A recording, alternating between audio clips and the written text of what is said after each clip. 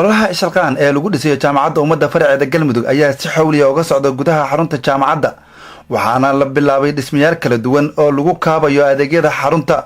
dhismayaasha socda ee lagu siyaadinayo xarunta jaamacadda ummadda farceeda galmudug ee haatan la bilaabay ayaa waxaa ka mid ah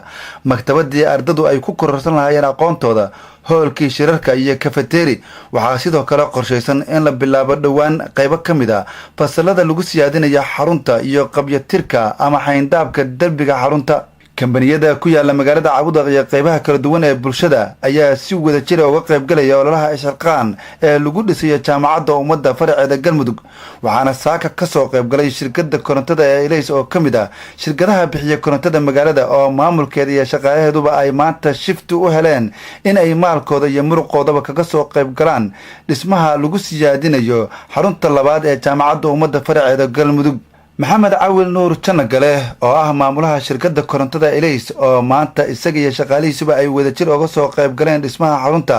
ayaa ugu baaqay shirkadaha kale inay ka soo qayb galaan ololaha ishalqaan ee ka socda gudaha xarunta jaamacadda shaqaalaha Ilays waxay saaka ka qayb galeen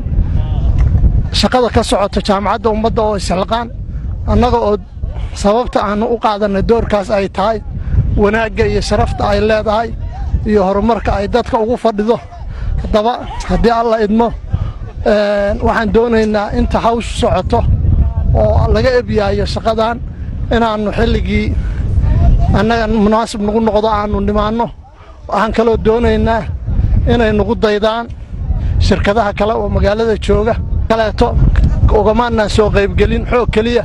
waxaan uga soo qayb galnay dhaqaale waxaan uga soo qayb galnay dhul aan ugu deeqnay jaamacadda waxaan uga soo qayb galnay shaqaalaha oo mushaarkooda qaybo ka mida u jari doona bil walba agaasimaha jaamacadda ummadda farceeda galmudug mudane maxamuud dirir oo ka hadlay shaqada socota ayaa ka warbixiyey halka ay wax marayaan iyo sidoo kale isagoo mahadcelin u diray shirkadaha iyo bulshada ka qayb qaadanaysa ololaha ishalqaan ee lagu horumarinayo dhismayaasha xarunta juus ee galmudug maantayto halkan waxaa ka socda isxilqaan ballaaran isxilqaankan maanta waxaa ka qayb qaatay oo aad u fulinaya shirkadda Ilays oo ah shirkadda xoogga korontada ee degmada Cabudaq shirkaddaani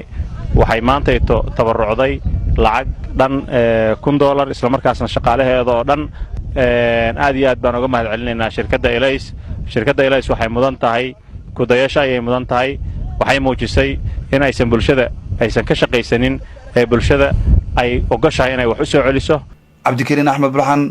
raadiyaha iyo TV-ga qaranka Cabudaq